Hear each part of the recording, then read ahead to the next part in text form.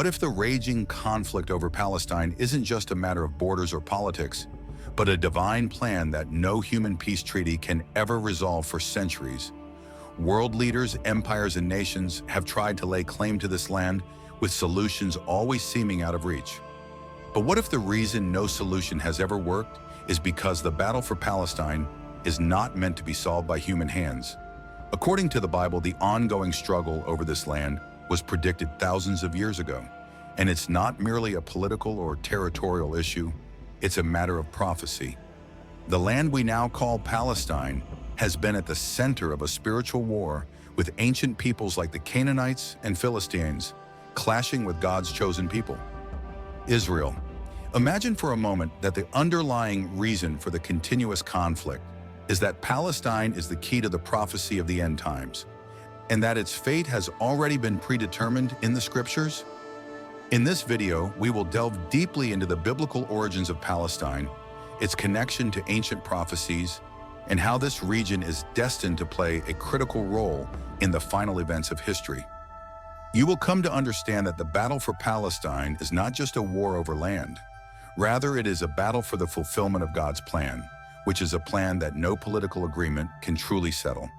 In order to understand the biblical origins of Palestine, we must first look at the Bible. Back to Canaan, the ancient land that the Bible describes as the inheritance promised by God to Abraham and his descendants, the land of Canaan, which largely corresponds to modern-day Israel and the Palestinian territories, was inhabited by a collection of different tribes and peoples long before the Israelites arrived. These people, known collectively as the Canaanites, play a significant role in the biblical narrative as the inhabitants of the land promised to the descendants of Abraham. Genesis 10:15-19 offers a list of the descendants of Canaan, the son of Ham, one of Noah's 3 sons. Among these descendants are the Sidonians, Hittites, Amorites, Jebusites, and other tribes that occupied the land. The Bible records that these groups were deeply entrenched in the worship of pagan gods, practicing idolatry and religious rituals that were abhorrent to the God of Israel, such as child sacrifice and fertility rites. In Genesis 15:16, God informs Abraham that his descendants will eventually inherit the land of Canaan, but not until the sins of the Canaanites have reached their full measure. According to this verse, the decision that God made to give the country of Canaan to Israel was not only a promise to the Israelites, but it was also an act of judgment against the people who lived there because of the widespread immorality that they had committed. The Canaanites are, in many respects, the archetype of nations in the Bible that are in opposition to the people whom God has chosen. The people of Israel, the conquest of Canaan by the Israelites under Joshua, described in the book of Joshua, is framed as both a fulfillment of God's promise to Abraham and a judgment against the Canaanite people for their centuries of idol worship and moral corruption. However, the land was more than a battlefield for conquest. It was a covenant land. It was meant to be a place where God's people would live in holiness, following his laws and serving as a light to the nations. The territory of Canaan, which would later be known as Palestine, was therefore endowed with prophetic importance from the moment it was promised to Abraham. However, the tale of the land does not end with Israel's conquest of Canaan. The very presence of ancient peoples such as the Canaanites is what gives the area its significance. In addition to other factors, the Philistines were responsible for laying the groundwork for an unending battle that would continue for millennia. The next significant group to influence the biblical understanding of Palestine are the Philistines, whose name is the root of the modern term Palestine. The Philistines were a seafaring people believed to have originated from Crete and other parts of the Aean world, migrating to the coastal regions of Canaan around the 12th century. BC, they established 5 powerful city-states: Gaza, Ashkelon, Ashdod, Eon, and Gath, which jointly formed Philistia. The Philistines are one of the most well-known foes of Israel in the Bible, always warring with the Israelites in a series of military conflicts. The Philistines are first mentioned in Genesis 21:32 at the time of Abraham, but their most significant part comes during the age of the Judges and the early monarchy of Israel. The most famous Philistine figure is, of course, Goliath, the giant warrior, who was defeated by the child David in one of the most iconic episodes in the Bible, 1 Samuel 17. David's victory over Goliath symbolized more than just a military triumph. It was a moment of spiritual conquest where the power of God overcame the might of Israel. Enemies, however, the Philistines were more than just military adversaries they represent in the biblical narrative. The spiritual forces of opposition to God's covenant people, the Philistines, worshiped gods like Din Baal and Ardi, and their presence in the land of Canaan was a constant threat to the purity of Israel's worship of Yahweh. The Philistines are frequently portrayed as a thorn in Israel's side, but they also serve as instruments through which God delivers Israel when they cry out for help, as seen in the stories of Samson, Judges 13-16, and David. The Philistines' lasting impact is seen even in their name after the Jewish Barbar revolt against Roman rule in AD 135. The Romans sought to erase the Jewish identity of the land and renamed it Palestina, drawing from the Philistines as an ancient enemy of Israel. The name stuck and became the term we use today. Palestine, though the Philistines eventually disappeared from history as a distinct people group, their influence and opposition to Israel echo through the centuries, reflected in the modern conflicts between Jews and Palestinians over the same contested land. The history of Palestine between biblical times and the modern era is marked by the domination of foreign empires after the fall of the Babylonian Empire. The land passed through the hands of the Persians, Greeks, and Romans. The conquest of Jerusalem by Caliph Umar in AD 637 marked the beginning of Islamic rule over Palestine, and for centuries the land was part of the Islamic caliphates during the Ottoman Empire, which controlled the region from 1517 until the 1800s. Early 20th century Palestine became a part of the larger Ottoman domain under Ottoman rule. The region saw waves of Arab, Jewish, Christian, and Muslim populations living side by side. Though tensions between these groups often flared into conflict, the roots of the modern Palestinian identity were forged during the Ottoman period as Arab Muslim inhabitants of the land became the dominant population in the region. The rise of Zionism in the 19th century, an international movement calling for the establishment of a Jewish homeland in Palestine, set the stage for the intense conflict that would follow in the 20th century as Jewish immigrants began arriving in greater numbers, especially in the early 1900s. Tensions between the Arab population and Jewish settlers increased. The Balfour Declaration of 1917, issued by the British government, endorsed the establishment of a national home for the Jewish people in Palestine, further escalating the conflict. When the State of Israel was declared in 1948, the surrounding Arab nations, including the Arab Palestinians living in the region, vehemently opposed the establishment of a Jewish state in what they considered to be Arab land. This set off a series of wars, including the 1948 Arab-Israeli War, the Six-Day War of 1967, and the ongoing Israeli-Palestinian conflict. But beyond the political and territorial disputes, the conflict over the land of Palestine is deeply rooted in a spiritual struggle. A struggle foretold in the Bible. The Bible has much to say about the future of the land of Palestine, particularly Jerusalem, and the prophetic significance it holds in the Bible. The land of Palestine is not merely a geographical location, it is a land set apart by God.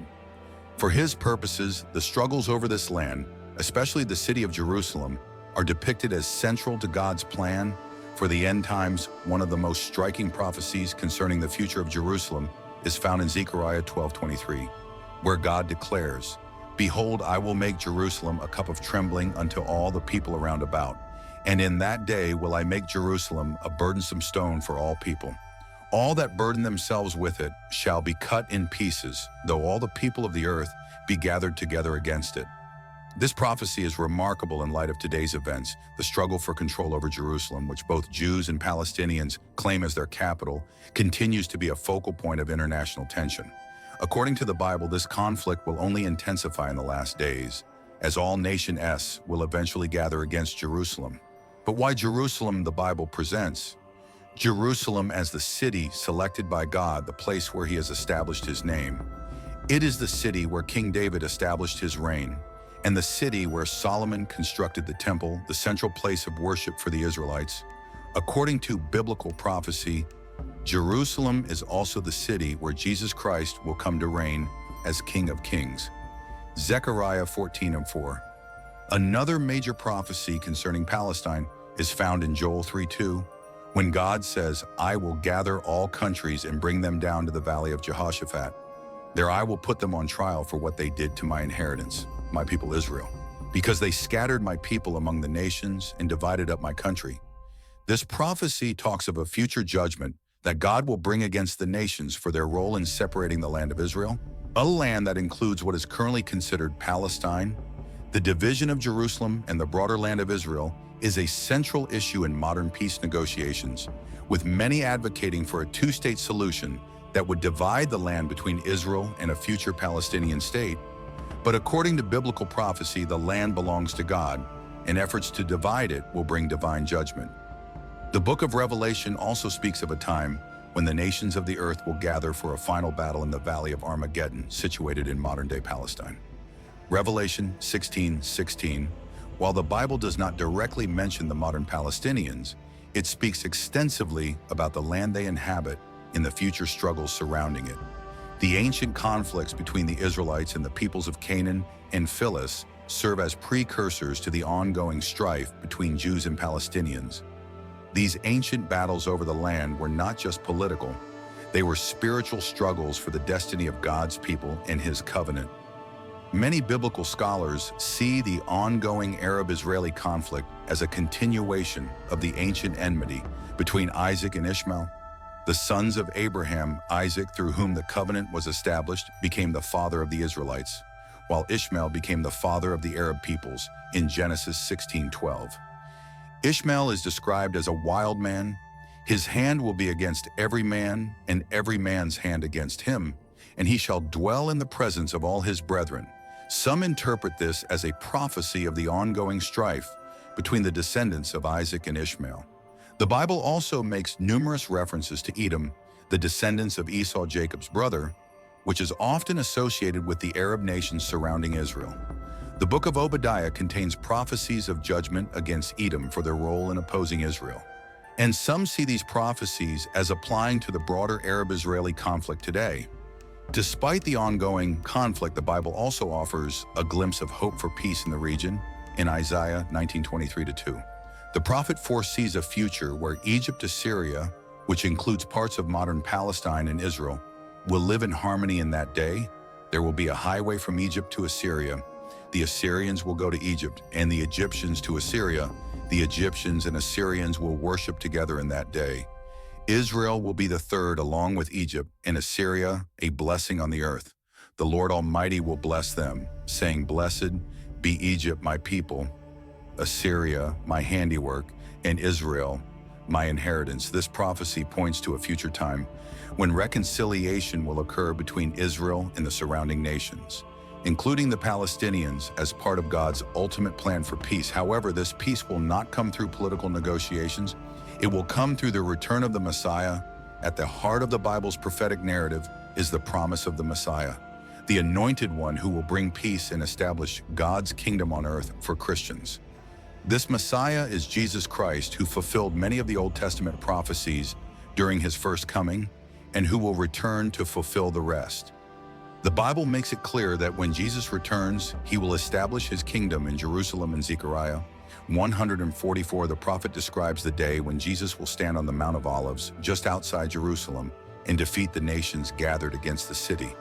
The return of Christ will mark the end of human rule and the beginning of God's eternal kingdom, where righteousness and peace will reign. But what does this mean for the Palestinians and others living in the land according to the Bible? When Christ returns, he will bring justice to all nations, including the Palestinians in Isaiah 2:4. The prophet describes a time when he will judge between the nations and will settle disputes for many peoples. They will beat their swords to plowshares and their spears into pruning hooks.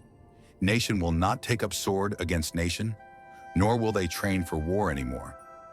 This future vision of peace promises that the ongoing conflict over Palestine will one day be resolved not through human efforts, but through the intervention of God himself.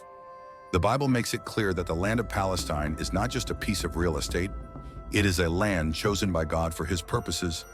The conflicts we see today are the outworking of ancient prophecies, and they will continue to unfold according to God's plan.